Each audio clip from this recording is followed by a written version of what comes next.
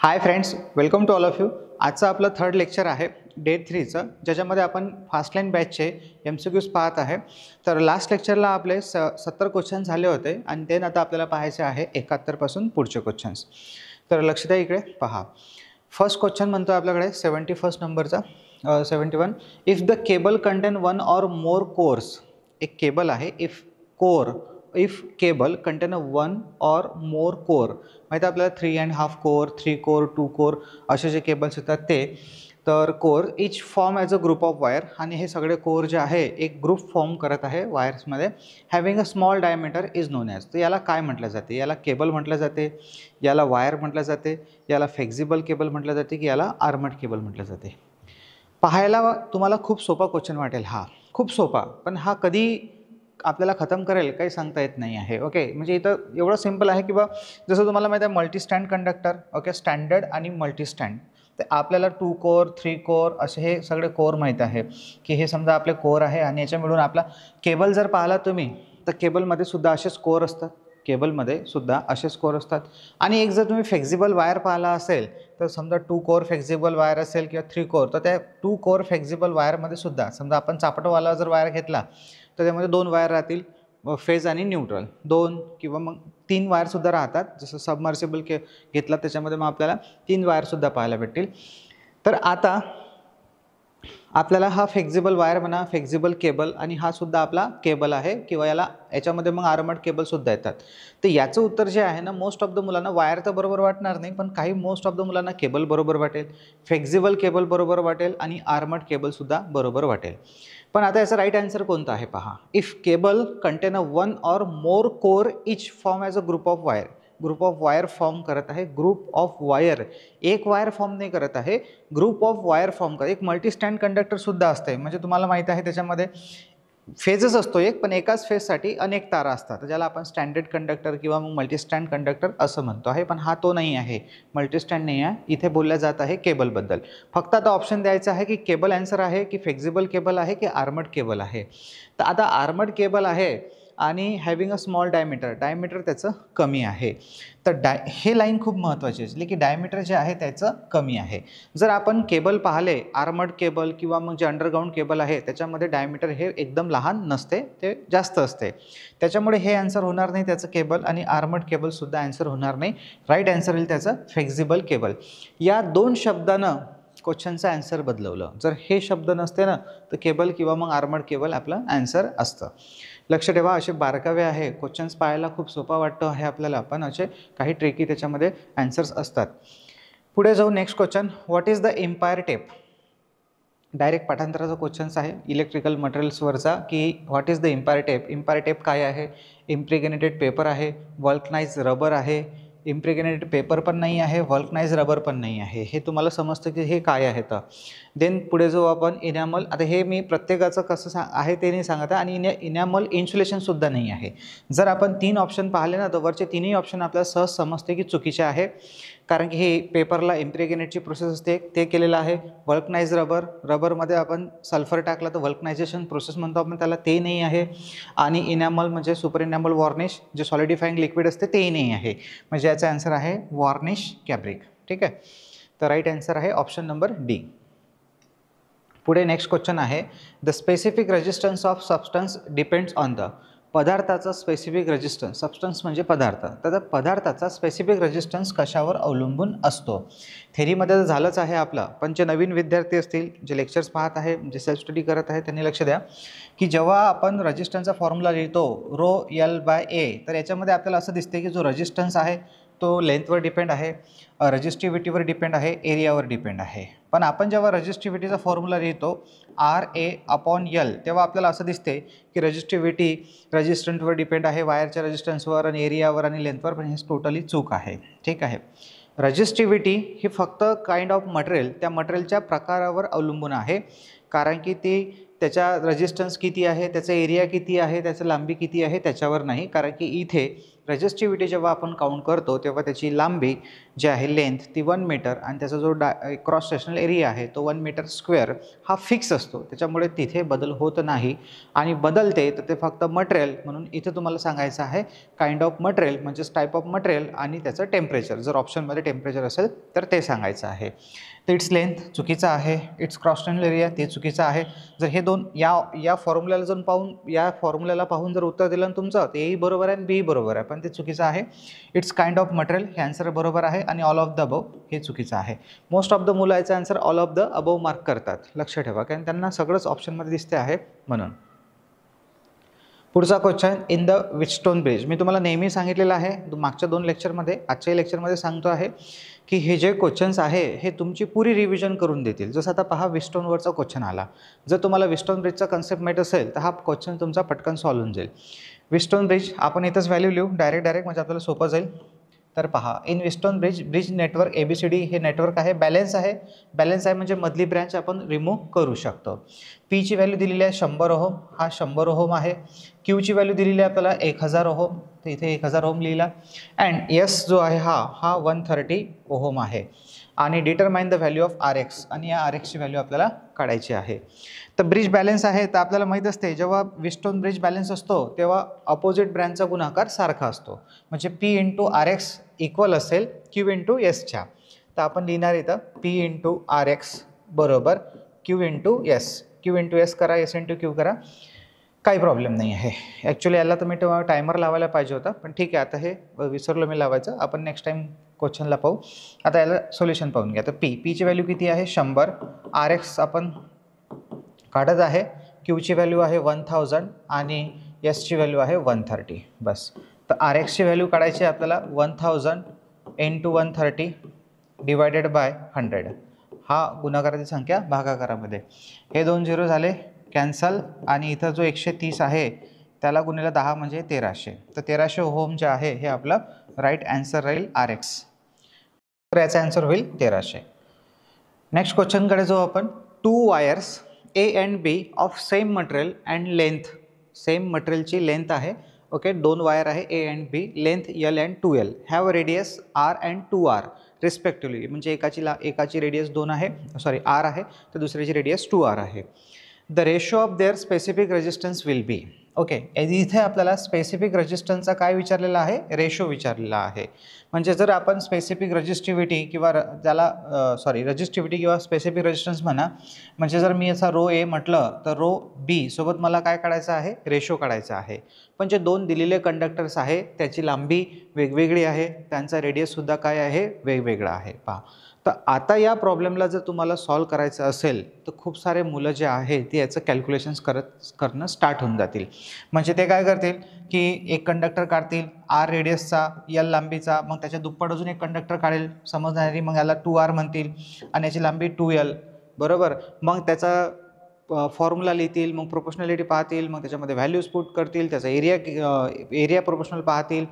असं करून 2 मिनटं खर्च केल्यानंतर त्याचा आन्सर काढतील 1:2. ठीक आहे, पण हे 1:2 आन्सर चुकीचं आहे. याचा आन्सर राईट राहील मित्रांनो ऑप्शन A 1:1. हे काहीही करायची गरज नाही आहे या फॉर्म्युल्यामध्ये, कारण की या फॉर्म्युल्यामध्ये आपल्याला रेजिस्टन्सचा रेशो नाही विचारलेला आहे, रेशो विचारलेला आहे स्पेसिफिक रेजिस्टन्सचा. जर रेजिस्टन्सचा रेशो विचारला असता तर मग आपण तो काही कार्यक्रम केला असता. इथे आपल्याला स्पेसिफिक रेजिस्टन्सचा रेशो विचारलेला आहे. खूप जबरदस्त क्वेश्चन आहे हा. तर स्पेसिफिक रेजिस्टन्सचा रेशो सारखाच असतो जर सेम मटेरियल असेल तर. ठीक आहे, इथे मटेरियल सेम आहे, सेमच मटेरियल आहे, तर लांबी, आणि आताच थोड्या वेळा अगोदर आपण एक क्वेश्चन्स पाहिला की स्पेसिफिक रेजिस्टन्स जो आहे तो फक्त मटेरियलवर डिपेंड असतो आणि जर तापमान असेल तर तापमानावर, पण लांबीवर रेडियसवर अवलंबून नसतो. त्याच्यामुळे याचा आन्सर राहणार ऑप्शन नंबर A 1:1. ठीक आहे, लक्षात ठेवा, महत्त्वाचा क्वेश्चन आहे. 75 नंबर आला तर वेळ द्यायची गरज नाही, एकाच सेकंदात त्याचा आन्सर होतो, नाही तर मग 2 मिनिटे तुम्ही खर्च केले त्याच्यावर तर आन्सर बरोबर येणार नाही. नेक्स्ट क्वेश्चन आहे 76 नंबरचा. From the given figure of dual supply determine the current through the resistance. आता इथं रेजिस्टन्स झालेला आहे म्हणजे रेजिस्टन्स पाहिजे हे. ठीक आहे, हे रेजिस्टन्स, आपल्याला रेजिस्टन्समधला करंट कॅल्क्युलेट करायचा आहे या. Okay, determine the current through the resistance, हे डायग्राम आहे, तुम्हाला सॉल्व करायचं आहे. करंटचा फॉर्म्युला तुम्हाला माहीत आहे. करंट काढायचा फॉर्म्युला काय असतो तर आपल्याकडे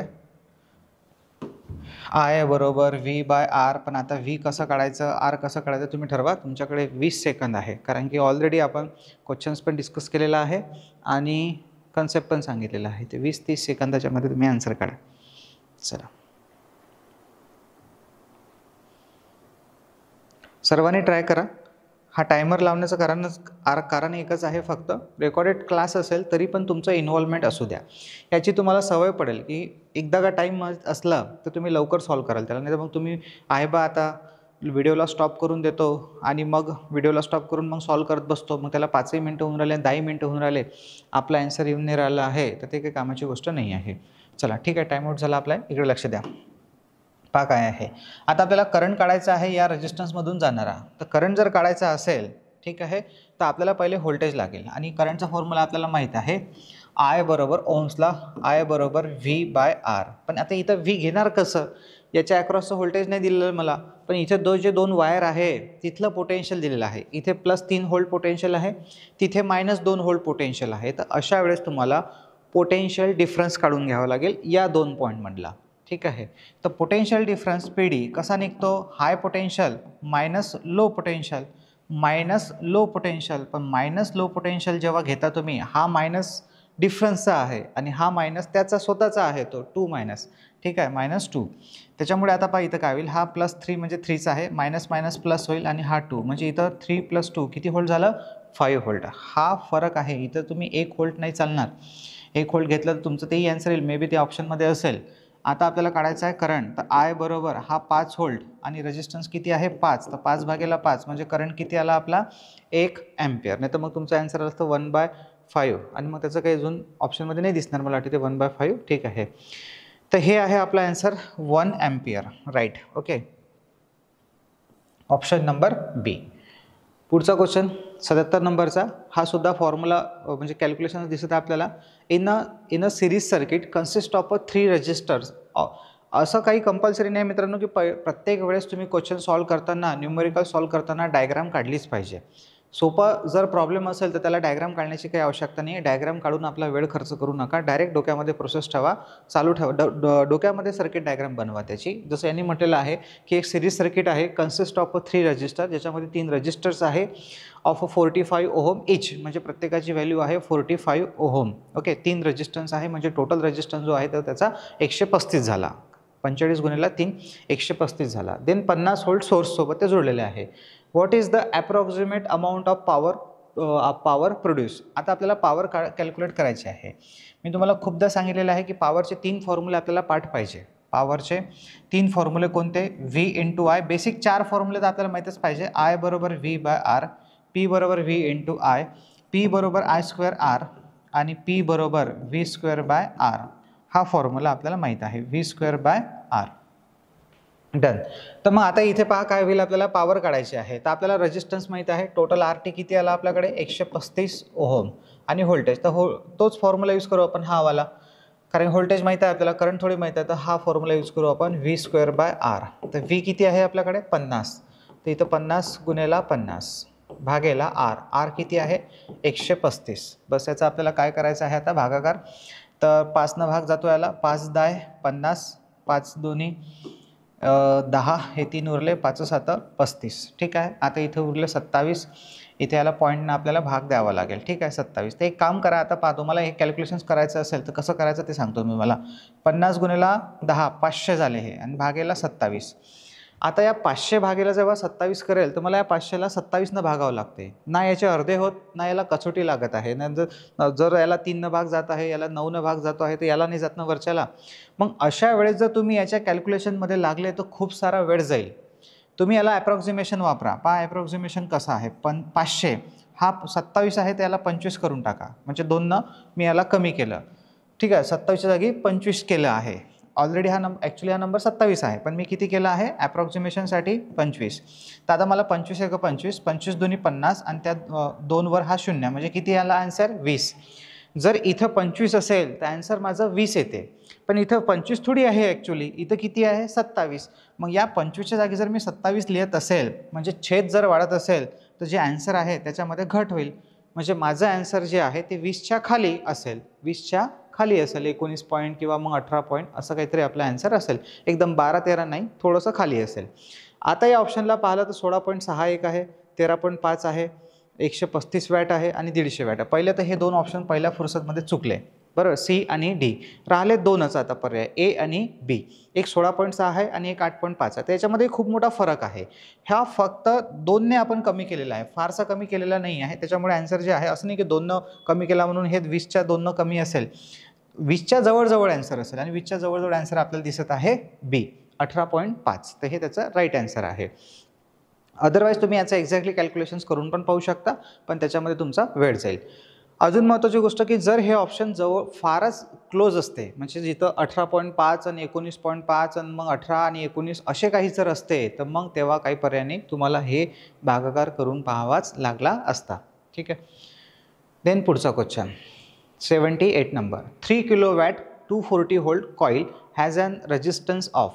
बेसिक सगळे कॅल्क्युलेशन्स हे लो आणि मिडियम लेवलचे आहे. असे कॅल्क्युलेशन्स तुम्हाला आले पाहिजे.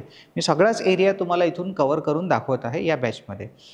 तर 3 किलोवॅटचं आपल्याकडे पॉवर आहे, 3 किलोवॅट 240 व्होल्ट आहे आणि कॉईलचा आपल्याला काय करायचं आहे, रेजिस्टन्स कॅल्क्युलेट करायचा आहे. तर करा कॅल्क्युलेट. फॉर्म्युला तुम्हाला माहीत आहे, जस्ट थोड्या वेळा अगोदर आपण फॉर्म्युला लिहिला आहे. Time start.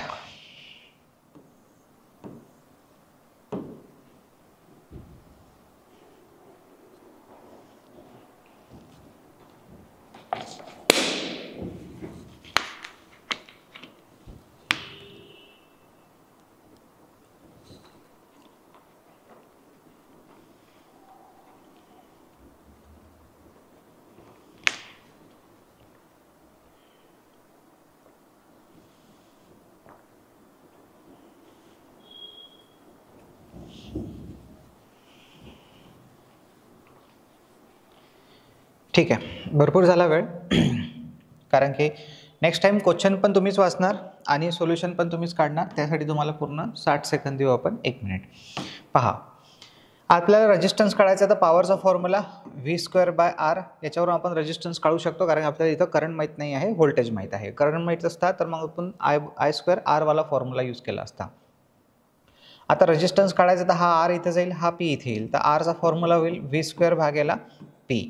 व्होल्टेज पुट करा, किती आहे व्होल्टेज, 240चा वर्ग म्हणजे 240 गुणिले 240. ठीक आहे.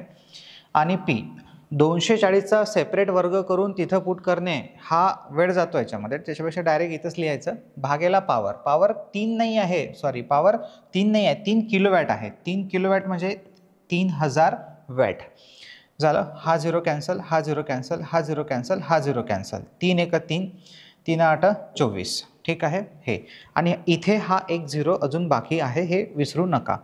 याचा फक्त गुणाकार करा आता. 8 चूक 32 बरोबर, हातच्या आले 2 म्हणजे 2 हातच्या आले 3, 8 दोन्ही 16 आणि हे 3 19 आणि खाली जो 0 आहे त्यासाठी पॉईंट म्हणजे झाले 19.2.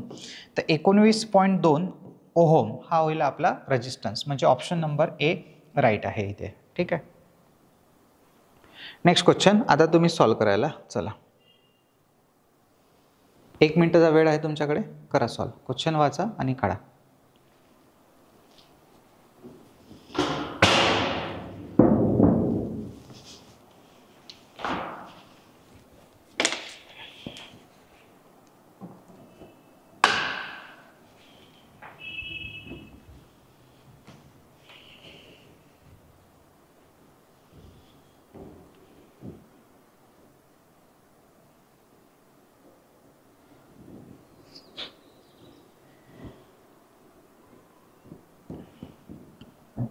थिंक करा की आपण जर पेपरमध्ये असतो आणि असाच टाईम चालू असतो तर तेव्हा आपले हात कसे पटापट चालले पाहिजे.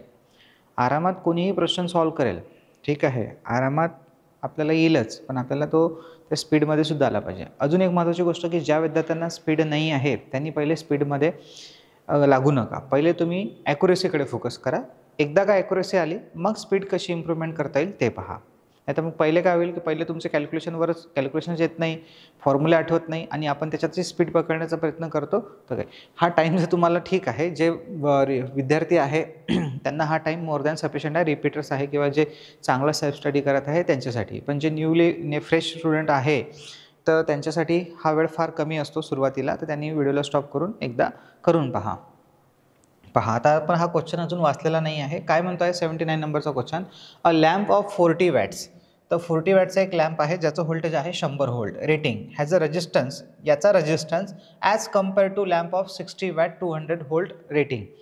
आता जे दोन लॅम्प आहे, एक लॅम्प आहे 40 वॅट 100 व्होल्ट आणि दुसरा लॅम्प आहे 60 वॅट 200 व्होल्ट. जर यांचं व्होल्टेज सारखं असतं ना मित्रांनो, जर या दोघांचं व्होल्टेज सारखं असतं तर डायरेक्ट आपण असं सांगितलं असतं, आर बरोबर व्ही स्क्वेअर भागेला पी. हा फॉर्म्युला आपण थोड्या वेळा अगोदर लिहिला आहे, व्ही स्क्वेअर भागेला पी. ज्याची पॉवर जास्त त्याचा रेजिस्टन्स कमी, इन्व्हर्सली प्रोपोर्शनल असेल त्याच्यामुळे ज्याची पॉवर जास्त त्याचा रेजिस्टन्स कमी. कोणतंही कॅल्क्युलेशन्स करण्याची गरज नाही आहे. तुम्हाला फक्त उत्तरच नाही कळत आहे, त्याचे सोल्युशनसुद्धा कळत आहे आणि सोल्युशन काढण्याची टेक्निकसुद्धा समजत आहे. हा खूप मोठा फायदा. तर आर आणि पी हे एकमेकाच्या इन्व्हर्सली आहे. पॉवर ज्याची जास्त त्याचा रेजिस्टन्स कमी. आणि आपल्याला काय म्हटलेलं आहे की हा जो पहिला लॅम्प आहे, a lamp of 40 watts 100 volt rating has resistance as compared to, म्हणजे पहिल्याचा रेजिस्टन्स दुसऱ्याच्या तुलनेमध्ये कसा आहे, जास्त आहे कमी आहे. पण कोणाचा सांगायचा आहे आपल्याला, पहिल्याचा. पण आता पहिल्याची पॉवर किती आहे 40 आणि दुसऱ्याची पॉवर किती आहे 60. तर आपण पटकन सांगितलं असतं की पहिल्याची पॉवर कमी आहे तर पहिल्याचा रेजिस्टन्स जास्त. पण केव्हा, जेव्हा दोघांचंही व्होल्टेज काय असतं, सारखं असतं. पण आता दुर्दैवानं दोघांचं व्होल्टेज सारखं नाही आहे, तर मग अशा केसमध्ये तुम्हाला त्यांचा रेजिस्टन्स काढूनच पाहावा लागेल. आणि अजून एक टेक्निक आहे त्याची टेक्निक अशी असते की जसं आता हा रेजिस्टन्स व्होल्टेजच्या समप्रमाणात असते, म्हणजे व्होल्टेजच्या वर्गाचा, तर याचं व्होल्टेज जे आहे ते सुद्धा कमी आहे. जे शॉर्टकट ट्रिक आहे, काही विद्यार्थ्यांना नाही समजत, पण तरी एकदा लक्षात ठेवा. याची पॉवर कमी आहे, याची पॉवर जी आहे ही याच्यात 60च्या तुलनेमध्ये कशी आहे, कमी आहे. त्याच्यामुळे रेजिस्टन्स कसा असेल, जास्त. पण याचं व्होल्टेज कमी आहे तर रेजिस्टन्स हा कमी होईल. पण किती कमी झाला आणि खरंच त्याच्यापेक्षा कमी झाला की नाही झाला हे कळत नाही आहे. जर याचं व्होल्टेज जास्त असतं तर आपल्याला डेफिनेटली कळलं असतं की याचा रेजिस्टन्स जास्त आहे. मी काय बोललो हे तुम्हाला थोडं फास्टमध्ये सांगितलं, मे बी तुम्हाला नाही समजलं असेल बेसिक लेवलला. जर इथं व्होल्टेज या 200पेक्षा व्होल्टेज इथं 300 असतं तर डेफिनेटली याचा रेजिस्टन्स जास्त असता. कारण की दोन गोष्टीवरून क्लिअर झालं की एक पॉवर कमी असल्यामुळे रेजिस्टन्स वाढला आणि दुसरं व्होल्टेजसुद्धा जास्त आहे तर अजून रेजिस्टन्स हा जास्तच असेल. किती आहे तो माहीत नाही, पण जास्तच असेल. तेव्हा आपल्याला कन्फर्म ॲन्सर भेटलं असतं. पण इथे व्होल्टेज कमी आहे तर व्होल्टेज कमी असल्याने हा रेजिस्टन्स कमी होईल, पण किती कमी होईल तेही नाही सांगता येणार. त्याच्यामुळे तुम्हाला हा क्वेश्चन करून पाहावा लागेल. तर करून पाहू आपण. मग याचा रेजिस्टन्स काढू पटकन. आर बरोबर व्ही स्क्वेअर, तर व्ही 100 गुणिले 100 भागेला 40, तर हा 0 0 कॅन्सल, हा 25, याचा रेजिस्टन्स आला 250 ओहम. ठीक आहे. देन आपण याचा रेजिस्टन्स काढू. आर बरोबर 200 गुणिले 200 भागेला 60. ठीक आहे. हा 0 0 कॅन्सल झाला. ओके. आणि हा 3, हा झाला होणार 3 आणि हा होणार 10. ठीक आहे. तर देन पुढे करू आपण याला सॉल्व. आर बरोबर हे होऊन जाणार 2000, तर 2000 भागेला 3, 2000 भागेला 3 म्हणजे 666.66 हे येऊन जाते त्याचं ॲन्सर्स. ठीक आहे. आता या दोघांमध्ये जर तुलना केली तर याचा रेजिस्टन्स कसा आहे, कमी आहे, लेस आहे. याचा रेजिस्टन्स जास्त आहे. ओके. तर आपण ॲन्सर नंबर आपलं ए राईट राहील. ठीक आहे. पुढे जाऊ आपण. आणि याला अजून एखाद्या विद्यार्थ्यानं जर याला दुसऱ्या कन्सेप्टवरून लॉजिकली काढण्याचा प्रयत्न केला तर मे बी त्याच्यावरूनही त्याचा ॲन्सर येईल. आता मी ते टेक्निक लावली तर ते होईल, पण तेवढा मला आता वेळ त्या क्वेश्चनला द्यायचा नाही आहे. कारण तुम्हाला जे आपल्याला त्याला एक्सप्लेनेशनसाठी मी ऑलरेडी एक 2 एक्सप्लेनेशन तुम्हाला सांगितलेलं आहे. एक पहिल्या टाईपचं आणि एक दुसऱ्या टाईपचं. मे बी जे पहिल्या टाईपचं वापरलं आपण ते दुसऱ्या लॅम्पसाठी जर लावलं तर आपल्याला तिथूनही कळून जाईल. ठीक आहे. म्हणजे त्याला सॉल्व करण्याची गरज पडणार नाही मे बी. देन 80 नंबरचा क्वेश्चन आहे, what is the unit of commercial electric power. पहा, खूप मुलं या क्वेश्चनचा आन्सर चुकवतात. ठीक आहे. खूप जबरदस्त क्वेश्चन आहे, बेसिक आहे, पण मिस्टेकवाले क्वेश्चन्स खूप चांगले आहेत तिथे. की what is the unit of commercial unit. आणि क्वेश्चन चुकण्याचं कारण काय आहे, गडबड आपलं. बस आपण केलेली पेपरमध्ये घाई, ओव्हर कॉन्फिडन्स. बरोबर की नाही, मला तर माहितीच आहे, मी तर 1000 वेळेस वाचलेलं आहे की KWH असते, कमर्शियल युनिट KWH असते. बरोबर. हो, कमर्शियल युनिट KWH असते, पण ते कोणाचं, एनर्जीचं मित्रा. बरोबर. इथे आपल्याला एनर्जीचं युनिट नाही विचारलेलं आहे कमर्शियल, इथं कमर्शियल युनिट ऑफ पॉवर विचारलेला आहे. हाच फरक आहे. बरोबर. आपल्या समजण्यामध्ये आणि वाचण्यामध्ये. आपल्याला कधी कधी वाचण्यापेक्षा आपल्याला काय ऐकून घ्यायचं आहे हे आपण ऐकून घेतो आणि त्याचा आन्सर देऊन देतो जे आपल्या डोक्यात असेल ते, आणि घाईत देऊन देतो, आणि मग अशा वेळेस क्वेश्चन चुकतात. सोपे क्वेश्चन नाही चुकला पाहिजे. एखाद्या वेळेस कठीण क्वेश्चन चुकला तर काही प्रॉब्लेम नाही आहे, पण एखादा सोपा क्वेश्चन जर चुकला तर 5-10 हजार विद्यार्थी मागच गेले तुम्ही सरळ सरळ. तर इथे युनिट विचारलेलं आपल्याला कमर्शियल इलेक्ट्रिक पॉवरचं. तर इलेक्ट्रिक पॉवरचं युनिट काय होणार तिथं, ॲम्पियर अवर. हे नाही आहे किलोवॅट अवर, हे सुद्धा नाही आहे, कारण हे किलोवॅट अवर एनर्जीचं युनिट आहे, एनर्जीचं कमर्शियल युनिट आहे. Okay, kilowatt ampere second, ampere second सुद्धा नाही आहे. Option number C kilowatt, watt म्हणा किंवा किलोवॅट म्हणा, जे कमर्शियल युनिट आहे. देन पुढे 81 नंबरचा question, which of the following relation is right. समजा ठीक आहे, रिलेशन इज रिकामी जागा असेल ते. आता इथे व्होल्टेज म्हटलेलं आहे, तर व्होल्टेजचा फॉर्म्युला आपण लिहिला आहे, माहीत असेल तुम्हाला, व्ही बरोबर dW/dQ. ठीक आहे, असं लिहा, किंवा मग व्ही बरोबर W भागेला Q लिहा, काही प्रॉब्लेम नाही आहे. तर 1 व्होल्ट इक्वल टू 1. आता हे काय आहे, एनर्जी आहे, ते एनर्जी जूलमध्ये असते. हे वॅट म्हणजे वॅट नाही आहे, हे W, वॅट म्हणजे पॉवर, तर ते नाही आहे. हे W म्हणजे एनर्जी आहे, जे जूलमध्ये असेल 1 जूल, आणि हा चार्ज असेल 1 कुलाम. तर 1 volt is equal to 1 joule upon 1 coulomb. पहा कुठं दिसतं तुम्हाला, 1 volt equal to 1 joule upon 1 coulomb, म्हणजे ऑप्शन ए, बी, सी आणि डी हे गायब झाले होते तिथं. तर ऑप्शन नंबर बी राईट आहे. ठीक आहे, हे सगळे चुकीचं आहे. दिसतंच तुम्हाला, इथं 10 आहे, इथं 10 आहे, इथं गुणाकार आहे, खतम. ऑप्शन नंबर ए राईट आहे. 82 नंबरचा क्वेश्चन, व्हेन 2 बॉडीज आर रब विथ इच अदर देन. जर 2 बॉडी रब केल्या तर काय होईल, माहीत आहे तुम्हाला. फर्स्ट चॅप्टरचं फर्स्ट लेक्चर, बरोबर, चार्ज मे बी फर्स्ट असेल किंवा दुसरं लेक्चर असेल. फास्ट ट्रॅक बॅचला तर फर्स्टच लेक्चरमध्ये सांगितलेलं आहे, आणि रेग्युलर बॅचला सेकंड लेक्चरला सांगितलं की चार्ज कसे क्रिएट होतात आणि काय होते प्रोसेस त्याच्यामध्ये, इलेक्ट्रॉनची देवाणघेवाण कशी होते, कसे चार्ज बनतात आणि कोणती प्रोसेस आहे त्याची, हे सगळं आपण झालेलं आहे. तर जेव्हा आपण 2 बॉडीला रब करतो तेव्हा इलेक्ट्रॉन ट्रान्सफर होतात, म्हणजे एका वस्तूवरचे इलेक्ट्रॉन निघून जर दुसऱ्या वस्तूवर जात असेल तर दुसरी वस्तू ही निगेटिव्ह चार्ज बनते आणि पहिली वस्तू ही पॉझिटिव्ह चार्ज बनते, पण इक्वल चार्जेसची बनते. आणि अपोजिट चार्ज, दोघांवर चार्ज जो आहे तो सारखाच राहतो पण अपोजिट राहतो, कारण की एक बनते निगेटिव्ह आणि एक बनते पॉझिटिव्ह. तर इथे ऑप्शन वाचायचं. आता आपल्या डोक्यात आन्सर आहे, आता ते शोधू आपण ऑप्शनमध्ये कुठं आहे. तर they acquire unequal and similar charges. Similar charges तर होतच नाही आणि अनइक्वलही होत नाही, ऑप्शन ए चुकलं. बी म्हणते आहे they acquire equal and opposite charges. बरोबर आहे, इक्वल चार्जेस येते आणि अपोजिट, एक मायनस आणि एक प्लस. हे जास्त तर मी डिटेल नाही सांगितलं, पुरी प्रोसेस नाही सांगितली तुम्हाला त्याची की ते कशा प्रकारे चार्ज झाले, तर पण तुम्हाला हा कन्सेप्ट माहीत आहे. तर ऑप्शन नंबर बी राईट आहे त्यांचं. पण तरी आपण एकदा ऑप्शन सी वाचू, they acquire equal and identical charges. Identical म्हणजे सारखे चार्जेस होतील त्यांच्यामध्ये, प्लस प्लस मायनस मायनस, तर ते सुद्धा चुकीचं आहे. आता हे चुकीचं आहे, तर हे सुद्धा चुकीचं आहे डी, कारण आपल्याला ऑलरेडी बी आन्सर राईट भेटलेला आहे. 83 in the intersheath grading of cable रिकामी जागा डायइलेक्ट्रिक यूज. आता जे केबल्स असतात त्या केबलमध्ये ग्रेडिंग केल्या जाते. ग्रेडिंग कशासाठी, तर केबलची डायइलेक्ट्रिक स्ट्रेंथ वाढवण्यासाठी, ठीक आहे, केबलमध्ये लॉसेस वगैरे कमी करण्यासाठी. तर अशासाठी जेव्हा आपण हे करतो आहे ग्रेडिंग केबलची, तर त्याच्यामध्ये जे इंटरशीथ ग्रेडिंग ही पद्धत आहे त्याच्यामध्ये कोणतं मटेरियल यूज केलं जाते, जे डायइलेक्ट्रिक यूज केलं ते कसं असते. डायइलेक्ट्रिक हे मिश्रण असते, संमिश्र असते, कंपोजिट असते, पोरस असते, सच्छिद्र असते. डायइलेक्ट्रिक जे इन्सुलेशन आपण यूज करतो आहे समजा, कारण की ऑल डायइलेक्ट्रिक्स आर इन्सुलेटर. तर जे काही डायइलेक्ट्रिक यूज करतो आहे ते इन्सुलेटर्स आहे, पण ते इन्सुलेटर सच्छिद्र आहे म्हणजे पोरस आहे, की कंपोजिट आहे, की हायग्रोस्कोपिक आहे म्हणजे आर्द्रता शोषून घेते, की होमोजिनियस आहे. हायग्रोस्कोपिक आणि पोरस हे 2 ऑप्शन तर पहिल्या फुरसतमध्ये कटले. पोरस लागणार नाही, हायग्रोस्कोपिक सुद्धा लागणार नाही, राहिलं कंपोजिट आणि होमोजिनियस. तर कंपोजिट शब्द नसते तिथं, तिचं शब्द असते होमोजिनियस. एक संबंध म्हणजे एक जीव मटेरियल असते ते, जे आपण यूज करतो आहे. तर नवीन क्वेश्चन होता, असे भरपूर सारे नवीन क्वेश्चन्स तुम्हाला पाहायला भेटेल. तर ऑप्शन नंबर डी राईट आहे. पुढे 84 नंबरचा question, armouring is the upper part of. Armouring कोणाचा पार्ट आहे, तर आपल्याला कोड माहीत आहे, सब LIC. बरोबर, केबलच्या बाबतीत हा जनरलच आहे, समजा सब LIC, सबके LIC निकलेंगे. तर सर्विंग, आर्मरिंग, बेडिंग, लीडशीट, इन्सुलेशन आणि कोर. तर हा जो आर्मरिंग आहे, आता आपण आतून जर बाहेर आलो तर हा सिक्वेन्स आहे, CIL, बाहेरून जर आतमध्ये गेलो तर असा सिक्वेन्स आहे.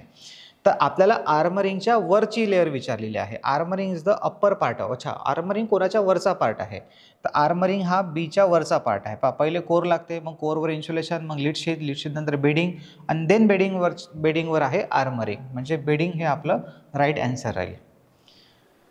आर्मरिंगच्या वरचा कोणता भाग आहे ते नाही. आर्मरिंगच्या वरचा भाग जर विचारला असता तर आन्सर सर्विंग असतं. पोट्टे खूप सारे सर्विंग मार्क करतात, पण इथे बारकावे लक्षात ठेवा. Upper part, armouring is a upper part. Armouring हा कोणाच्या वरचा पार्ट आहे? आर्मरिंग हा रिकामी जागाचा वरचा भाग आहे. मराठीमध्ये तर अजून क्लिअर होऊन झाला गेला त्या क्वेश्चनचा अर्थ. 85 नंबरचं क्वेश्चन.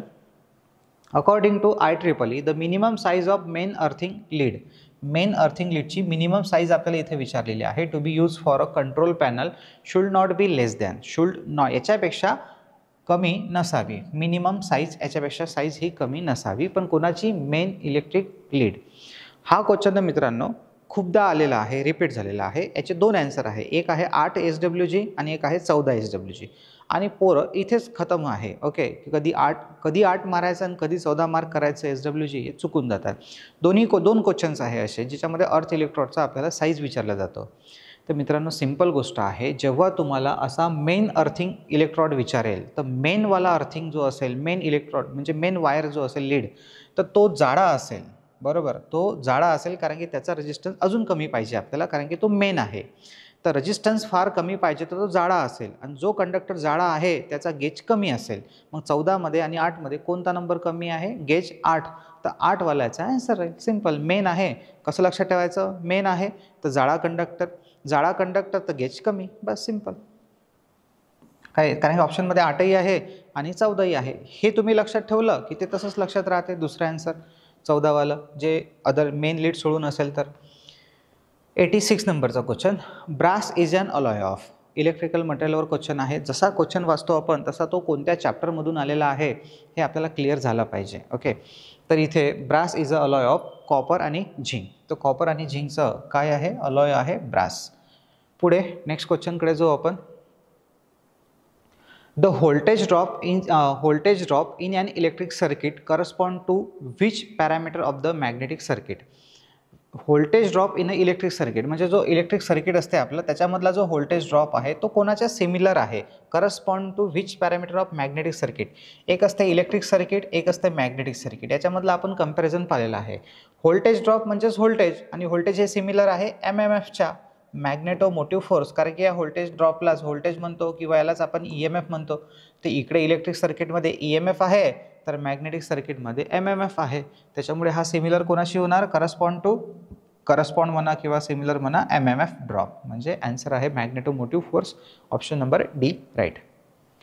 88 नंबरचा क्वेश्चन. 1 टेस्ला इक्वल टू रिकामी जागा weber per metre square. 1 tesla is equal to 1 weber per metre square. हे स्टेटमेंट आहे. 1 टेस्ला 1 वेबर मीटर स्क्वेअर. जे माहीत पाहिजे आपल्याला की याच्यामध्ये 1:1चाच रेशो आहे. तर पाठाच पाहिजे आपल्याला हा नंबर. आन्सर आहे ऑप्शन A राईट. ठीक आहे. 89 नंबर. Hard magnetic material are use for. Hard magnetic material हे कशासाठी वापरले जातात?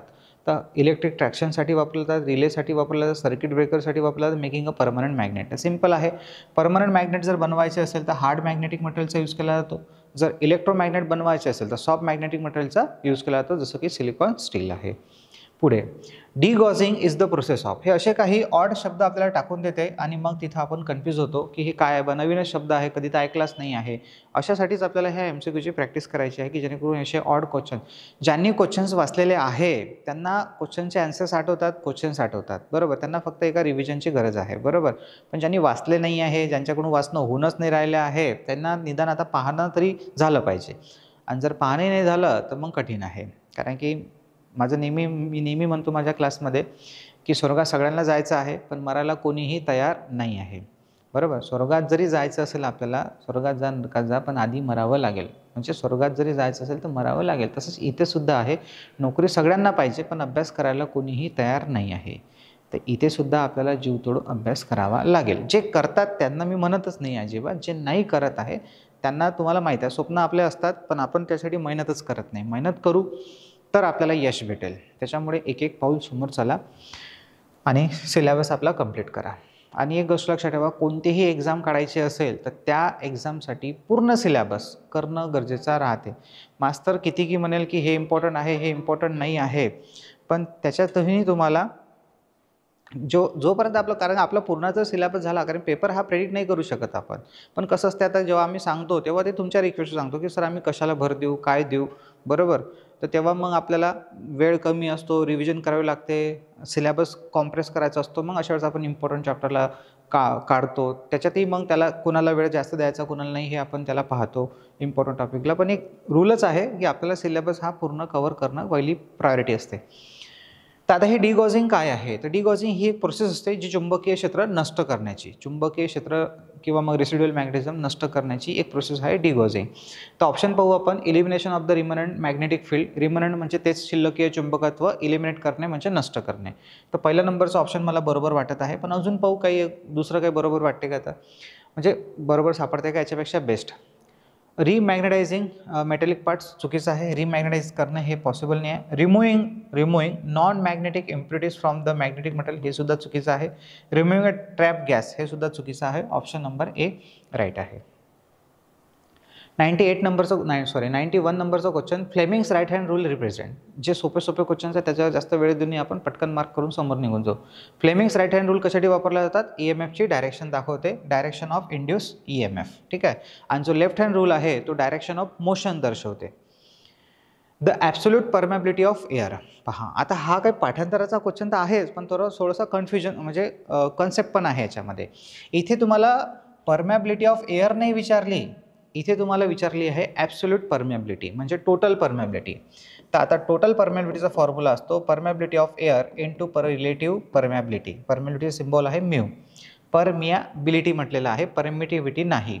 तर जे हवेची परमिटिव्हिटी आता, आणि हे आहे ॲब्सोल्यूट परमॅबिलिटी म्हणजे टोटल. ॲब्सोल्यूट टोटल एकच असते, याला फक्त तुम्ही परमॅबिलिटीसुद्धा म्हणू शकता. तर आता ॲब्सोल्यूट परमॅबिलिटी काढायची असेल तर या दोघांचा गुणाकार करावा लागेल. म्हणून आपल्याला पहिले हवेची परमॅबिलिटी माहीत पाहिजे, परमॅबिलिटी ऑफ एअर.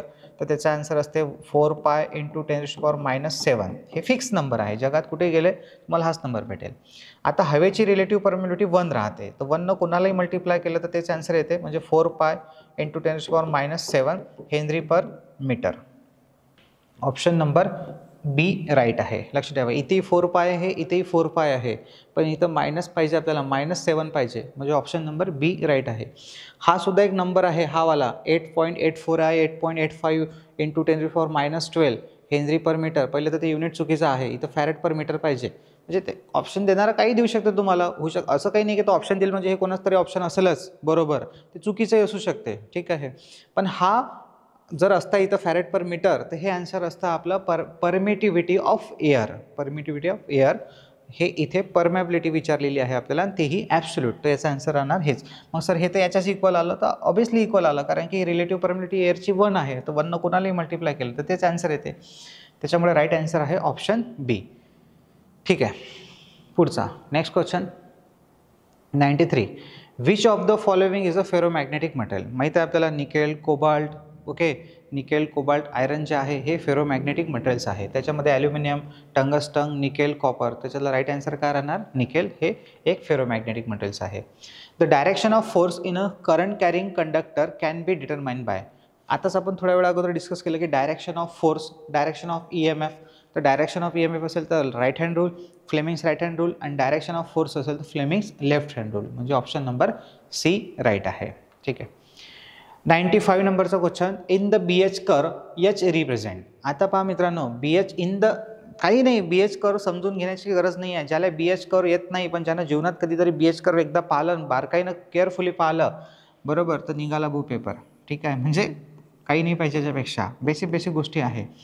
आपण तर तेही डीपमध्ये जाऊन शिकतो की BH कर्व कसा बनला, आणि मग तो कसा काय आहे त्याच्यामध्ये, रिटेंटिव्हिटी कशाला म्हणतात, कोएर्सिव्ह फोर्स कशाला म्हणतात, रेसिड्युअल मॅग्नेटिझम, हे सगळं माहीत आहे. पण एवढं मी तुम्हाला शिकवताना सुद्धा सांगितलं होतं हे सगळ्या गोष्टी, की आता इथे आपल्याला काय लक्षात ठेवायचं, तर इथं आहे बी आणि इथं आहे एच. BH असं लिहितानाच, जसं पहिले BH कर्व म्हणते ना, लिहितानाच असंच लिहायचं. या Y ॲक्सिसवर B आहे आणि H ॲक्सिसवर या X ॲक्सिसवर H आहे, आणि Y ॲक्सिसवर आहे B.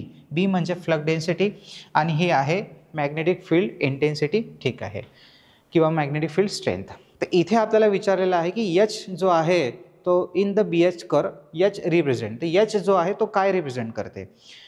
आता असाही क्वेश्चन आलेला आहे, जसं आता हा क्वेश्चन मला असं वाटलं की बा इथं तो विचारेल की एक्स ॲक्सिसवर काय असते, वाय ॲक्सिसवर काय असते, तर वाय ॲक्सिसवर फ्लक्स डेन्सिटी असते, एक्स ॲक्सिसवर इंटेन्सिटी असते, पण असं काही त्याने विचारलेलं नाही आहे. इथं फक्त असं विचारलेलं आहे की जे बी एच कर्व आहे त्याच्यामध्ये एच काय रिप्रेझेंट करते, ते एच हे इंटेन्सिटी रिप्रेझेंट करते. मॅग्नेटिक फ्लक्स डेन्सिटी चुकीचं आहे, मॅग्नेटिक फील्ड स्ट्रेंथ तेच बरोबर आहे. मॅग्नेटिक फील्ड स्ट्रेंथ म्हणा किंवा मॅग्नेटिक फील्ड इंटेन्सिटी म्हणा एकच आहे. मॅग्नेटिक फ्लक्स नाही ना रिलक्टन्स नाही. ऑप्शन नंबर बी राईट आहे. पुढचा क्वेश्चन 96 नंबरचा. The force acting between two magnetic poles is. The force acting between two magnetic, म्हणजे समजा दोन मॅग्नेटिक पोल आहे समजा आपल्याकडे यन आणि यस. तर या यन आणि यसमध्ये जो फोर्स अप्लाय होत असेल, जसं आपण कुलम्स लॉ शिकलो आहे तसाच हा रूल आहे.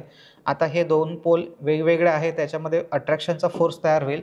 तर हा जो काही फोर्स असेल हा इन्व्हर्सली प्रोपोर्शनल राहणार याच्यामध्ये असलेल्या अंतराच्या वर्गाच्या. इन्व्हर्सली प्रोपोर्शनल राहणार, डायरेक्टली प्रोपोर्शनल राहतो यांचे स्ट्रेंथ, पोल स्ट्रेंथच्या डायरेक्टली प्रोपोर्शनल आणि inversely proportional to distance between, या दोघांमधलं जे डिस्टन्स असेल त्या डिस्टन्सच्या व्यस्त प्रमाणात नाही, डिस्टन्सच्या वर्गाच्या व्यस्त प्रमाणात. शोधा option. Directly cancel, directly cancel, inversely proportional to the distance चुकीचा आहे, inversely proportional to the square of distance. Option number D right आहे. स्क्वेअर ऑफ डिस्टन्स, स्क्वेअर पाहिजे, इथं फक्त डिस्टन्स आहे. पुढचा क्वेश्चन आहे 97 नंबरचा. Thermocouple is based on the principle of. Thermocouple जो आहे तो कशावर बेस असतो, तर त्याचा आन्सर डायरेक्टली लक्षात ठेवा तुम्ही, सीबॅक इफेक्ट. जास्त एक्सप्लेन नाही करणार मी, डायरेक्ट याला रट्टा मारून ठेवा. आर. Thermocouple is based on the principle of Seebeck effect. Faraday's law, Lenz law, Gauss law काही नाही. आता सीबॅक इफेक्ट आपण नाही पाहत आहे, फक्त डायरेक्टली आन्सर लक्षात ठेवा त्याचं ए. देन 98 नंबरचा. What is the unit of self inductance. Simple question आहे एकदम की सेल्फ इंडक्टन्सचं युनिट काय असते, हेनरी. देन पुढे मी तुम्हाला कालच्या लेक्चरला सांगितलेलं आहे मित्रांनो की असे काही सोपे क्वेश्चन्स येतात, कारण की हा क्वेश्चन जो आहे म्हणजे सगळे क्वेश्चनचा पॅटर्न अशा तऱ्हेनं अरेंज केलेला आहे की तुमचा बेसिकही क्वेश्चन चुकला नाही पाहिजे. आणि जे विद्यार्थी बिना थेरीचा अभ्यास करून राहिलेले आहे, म्हणजे थेरी वाचायचे नाही आहे, काहीच वाचून नाही राहिले, फक्त जस्ट MCQ करतो आहे आणि बस निघाला तर निघाला, अशा तऱ्हेनं तर त्याला एवढं तरी माहीत असलं पाहिजे की इंडक्टन्स जो आहे तो कशामध्ये मोजला जातो, हेनरी. इंडक्टन्स म्हणा किंवा सेल्फ इंडक्टन्स एकच असते, ज्याचं युनिट आहे Henry.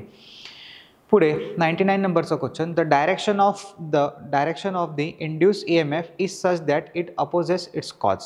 This statement is of. The direction of the induce EMF is such that it opposes it's cause. म्हणजे डायरेक्शन ऑफ इंड्यूस EMF जी असते ही त्याच्या कारणालाच काय करते, विरोध करते. म्हणजे जो इंड्यूस EMF आहे याची डायरेक्शन विरुद्ध असते, आणि कोणाच्या विरुद्ध असते, तर ज्या कारणामुळे तयार होतो ते. आपल्या लेन्झ लॉ माहीत आहे की लेन्झ लॉमध्ये एखादी गोष्ट ज्या कारणामुळे तयार होते ती त्या कारणालाच अपोज करते. Every effect opposes it's cause, बरोबर, हा त्याचं स्टेटमेंट आहे. तर इफेक्ट जो आहे त्याच्या कॉजला, त्याच्या कारणालाच अपोज करते, त्याच्यामुळे हे स्टेटमेंट कोणाचं आहे, तर हे स्टेटमेंट आहे Lenz law. Next question. The unit of inductive reactance. Simple आहे, ओहम. इंडक्टिव्ह रिॲक्टन्सचं युनिट आहे ohm. What is the name of the tool. Wire stripper आहे, क्रिम्पिंग टूल आहे, कॉम्बिनेशन प्लायर आहे की डायगोनल कटिंग प्लायर आहे.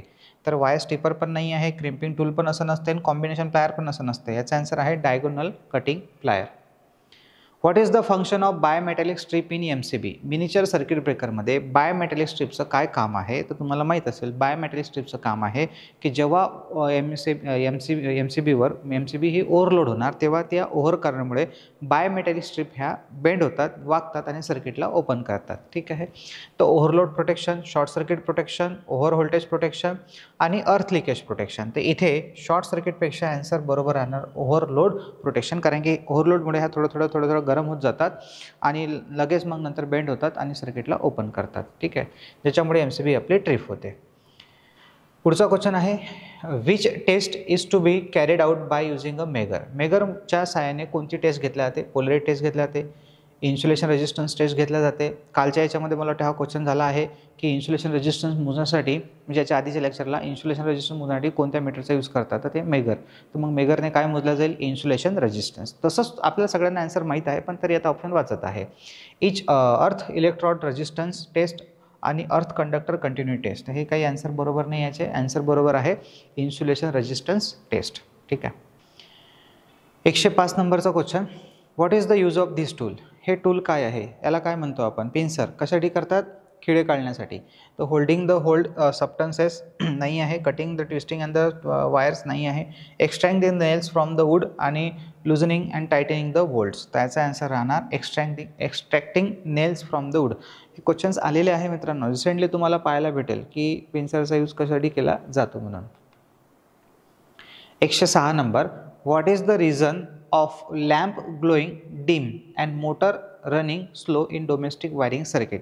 म्हणजे domestic wiring सर्किटमध्ये जो लॅम्प आहे तो डिम लागत आहे आणि मोटर जी आहे ही स्लो फिरत आहे, याचं काय कारण असेल. लॉजिकल क्वेश्चन आहे, प्रॅक्टिकल बेस्ड क्वेश्चन आहे. लक्ष द्या. Open circuit in the neutral wire. जर एक एक ऑप्शनला सोबत आता कॅन्सल करत चला.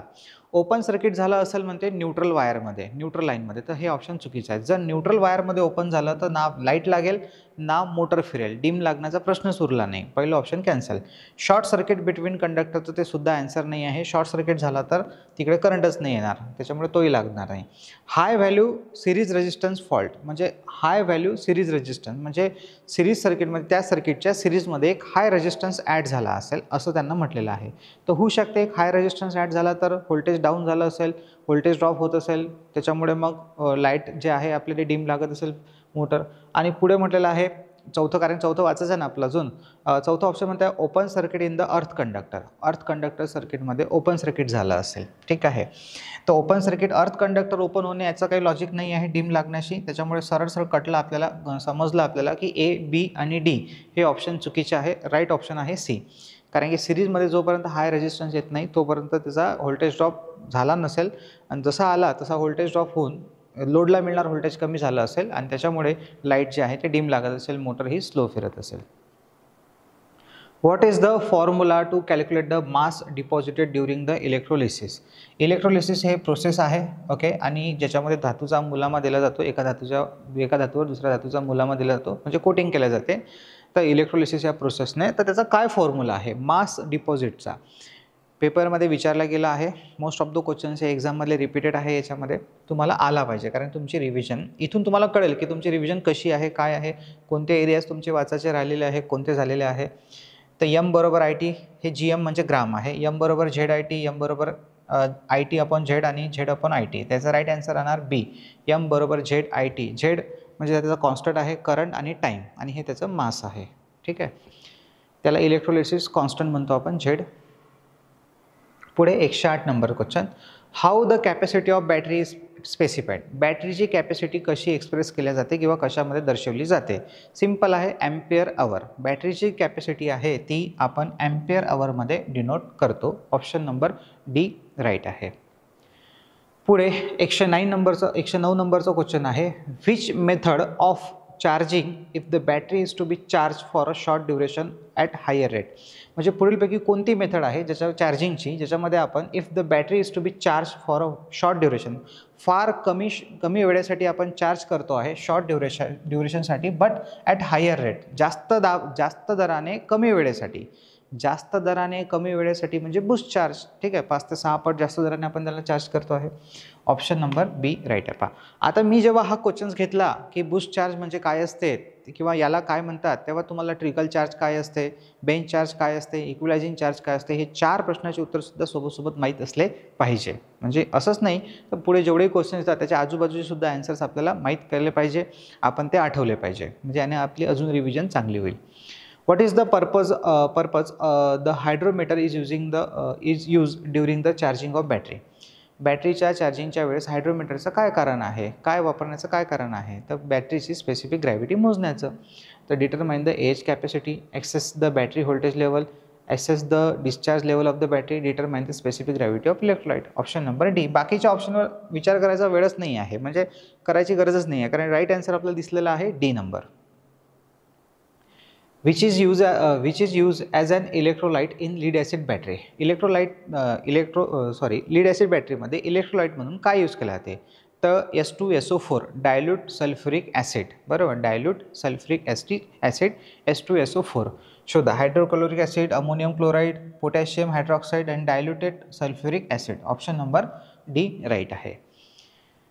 What is the outcome at the positive plate after the chemical reaction in lead acid battery during charging? पहा, चार्जिंग, ड्युरिंग डिस्चार्जिंग नाही, ड्युरिंग चार्जिंग झाल्याच्या नंतर काय आउटपुट निघते, बॅटरीचं जी प्लेट आहे ती कशी बनते, पण कोणती प्लेट, पॉझिटिव्ह प्लेट म्हटलेला आहे, ठीक आहे, लक्ष ठेवा. तर पॉझिटिव्ह प्लेट जी आहे ती PbO2ची बनते, PbO2ची, आणि निगेटिव्ह प्लेट जी असते ती Pbची बनते, हे आपल्याला माहीत आहे. याचे हे माहीत आहे आपल्याला, मटेरियल्स यांचे कलर्स माहीत असले पाहिजे, जेव्हा डिस्चार्ज असतात तेव्हा हे कसे बनलेले असतात हे सगळं आपण शिकलो आहे आणि आपल्याला माहीत असलं पाहिजे. आणि जर तुम्ही सेल्फ स्टडी करत असेल तुम्ही ह्या गोष्टीवर सुद्धा लक्ष ठेवाल. तर spongy lead peroxide, lead peroxide, lead sulphate आणि आता हे लीड सल्फेट डिस्चार्जिंगला असते, त्याचा आन्सर राहणार इथं ऑप्शन नंबर बी, लीड परऑक्साईड, PbO2. आणि त्याच्या ट्रिक्ससुद्धा सांगितले तुम्हाला की कशाबद्दल लक्षात ठेवायचं. 113, what is the name of defect that bending of the plate in secondary cell. म्हणजे सेकंडरी सेल जे आहे, ज्याला आपण रिचार्जेबल बॅटरीज किंवा रिचार्जेबल सेल म्हणतो, याच्यामध्ये सेल शॉर्ट होण्याचं काय कारण आहे, तर काय कारण असते, बकलिंग. म्हणजे प्लेट्स ह्या वाकल्या असतील त्याच्यामुळेच त्या शॉर्ट झाल्या असतील. तर ऑप्शन नंबर ए राईट आहे, buckling. Local action, partial short, hard sulphation हे त्याचे आन्सर्स नाही आहे. पहा मित्रांनो, हा क्वेश्चन्स तुम्ही डायरेक्टली असं नका करू की डायरेक्टली मी क्वेश्चन वाचला आणि आन्सर सांगितला. तुम्ही जसा क्वेश्चन मी आला असेल त्याला स्टॉप करा, मी वाचल्याच्या नंतर स्टॉप करा किंवा मी वाचण्याच्या आधी स्टॉप करा, त्याच्या उत्तरावर विचार करा. तुम्हाला हे क्वेश्चन्स घुमवतील. तुम्हाला कधी कधी असं वाटेल की पार्शियल शॉर्ट हे तर आन्सर नाही आहे, ज्यांचा अभ्यास बऱ्यापैकी नाही आहे, ज्यांचा चांगला झालेला आहे, ज्यांनी चांगल्या प्रकारे थिअरी केली त्यांना कन्फर्म माहीत राहते की बकलिंग हे त्याचं राईट आन्सर आहे. What happen to the terminal voltage of a cell if load increases. जर लोडमध्ये वाढ झाली तर सेलच्या टर्मिनल व्होल्टेजमध्ये काय बदल होईल, तर ते डिक्रीजेस होणार. कारण की लोड वाढला तर करंट वाढेल, करंट वाढला तर सेलच्या आतमधला इंटरनल व्होल्टेज ड्रॉप वाढेल, सेलच्या आतमधला इंटरनल व्होल्टेज ड्रॉप वाढला तर सेलचं टर्मिनल व्होल्टेज कमी होईल. ऑप्शन नंबर बी राईट आहे, म्हणजे decreases. Permeance is a analogous to. Okay, आता इलेक्ट्रिक सर्किट आणि मॅग्नेटिक सर्किट याच्यामध्ये आपण कंपॅरिझन शिकलो आहे. जसं तिकडे इलेक्ट्रिकल सर्किटमध्ये कंडक्टन्स असते तर इकडे परमियन्स असते, म्हणजे आणि ॲनालॉगस म्हणजे समानार्थी. इथं रेसिप्रोकल नाही विचारलेला आहे, त्याच्यामुळे इथं आन्सर राहणार option number A, conductance. The permeability of magnetic material means. Permeability म्हणजे काय असते, परमॅबिलिटी म्हणजे चुंबकीय क्षेत्र वाहून नेण्याची क्षमता. मला हे चौथं ऑप्शन थोडंसं मोठं वाटत आहे, पहिले यालाच निपटून टाकू आपण. The conductivity of magnetic material for the magnetic lines of force. तर हेच याचं राईट आन्सर आहे. कंडक्टिव्हिटी आहे, कंडक्टिव्हिटी म्हणजे चुंबकीय क्षेत्र वाहून नेण्याची क्षमता, वाहून नेण्याची क्षमता म्हणजे कंडक्टिव्हिटी. पण कोणाची, चुंबकीय क्षेत्र म्हणजे मॅग्नेटिक मटेरियलची, पण कशासाठी, मॅग्नेटिक लाईन्स. तर मॅग्नेटिक लाईन्स म्हणजे चुंबकीय क्षेत्र वाहून नेण्याची क्षमता. देन आहे स्ट्रेंथ ऑफ द मॅग्नेट, हे सुद्धा म्हणजे बाकीचे ऑप्शन वाचायची गरजच नाही आहे, मॅग्नेटायझेशन पटकन समजलेलं आहे हे, बाकी तुम्ही शांततेत वाचू शकता. ऑप्शन नंबर डी राईट आहे. 117, the unit of reluctance is. रिलक्टन्सचं युनिट काय आहे पहा. रिलक्टन्सचा फॉर्म्युला एक हा सुद्धा असतो, mmf/φ. Okay, mmf/φ. तर mmf, आता रिलक्टन्सचा एक फॉर्म्युला अजून सुद्धा आहे. जसं तुम्ही रिलक्टन्स RL अक्षराने किंवा S अक्षराने दाखवतो आपण. रेजिस्टन्सचा फॉर्म्युला ρl/a हा आहे, बरोबर. तर इथे काय होईल, सिम्पल सगळं जसं हा L आहे असाच राहणार, हा Aच राहणार, फक्त Aच्या जागी इथे स्मॉल a काढा आणि इथे येते म्यू. तर L/μa हा रिलक्टन्सचा फॉर्म्युला. तर रिलक्टन्सचं युनिट असते 1/h, 1/h किंवा h इनवर्स. तर हे सुद्धा एक युनिट आहे, 1/h म्हणा किंवा मग h इनवर्स म्हणा. पण एक हा सुद्धा फॉर्म्युला आहे रिलक्टन्सचा, mmf/φ. तर mmfचं युनिट आहे ॲम्पियर टन, ओके, आणि फ्लक्सचं युनिट आहे वेबर, त्याचं युनिट होणार मग ॲम्पियर टन पर वेबर. तर ऑप्शन नंबर सी राईट राहील, ठीक आहे. What is the unit of field intensity. फील्ड इंटेन्सिटीचं युनिट काय आहे. मॅग्नेटिक फील्ड इंटेन्सिटीज विचारलेली आहे तर इथं, कारण की मला ऑप्शनमध्ये ॲम्पियर टन वेबर वगैरे दिसत आहे. तर H = ठीक आहे, magnetic, what is the unit of field intensity. तर mmf/L हा त्याचा फॉर्म्युला आहे. mmf राहणार ॲम्पियर टनमध्ये, लेंथ राहणार मीटरमध्ये, तर ॲम्पियर टन पर मीटर. हे झालेलं आहे सगळं.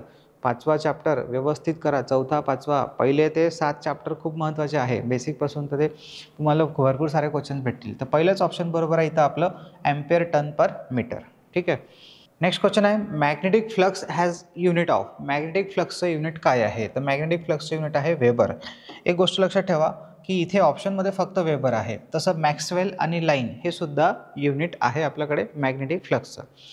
देन लास्ट क्वेश्चन आहे आपल्याकडे 120 नंबरचा, power factor of an AC circuit is equal to. AC सर्किटचा पॉवर फॅक्टर कशाला म्हणतात किंवा काय असतो किंवा कशाच्या बरोबर असतो.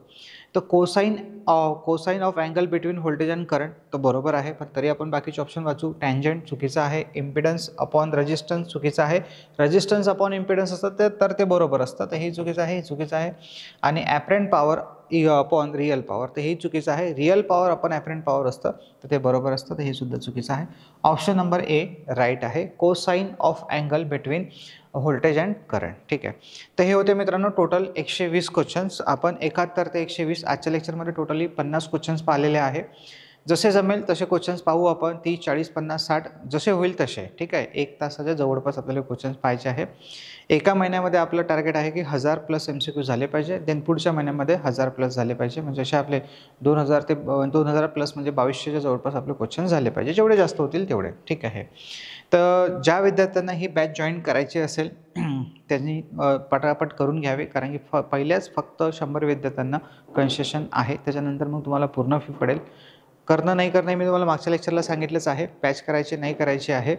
तर पण ज्यांना करायची आहे ते या नंबरवर 9604 93 14 49 86 25 93 14 49 कोणत्याही एका नंबरवर जस्ट फक्त हाय मेसेज करा आणि लिहून पाठवा की मला फास्ट लाईन बॅच करायची आहे किंवा मग रेग्युलर बॅच करायची किंवा डिटेल्स पाहिजे आहे बॅचचे. ठीक आहे, तुम्हाला डिटेल्स येतील आणि कॉलवरसुद्धा तुम्ही इन्फॉर्मेशन घेऊ शकता. तिथे थांबू आपण, बाकीचं नेक्स्ट लेक्चरला पाहू. Bye bye.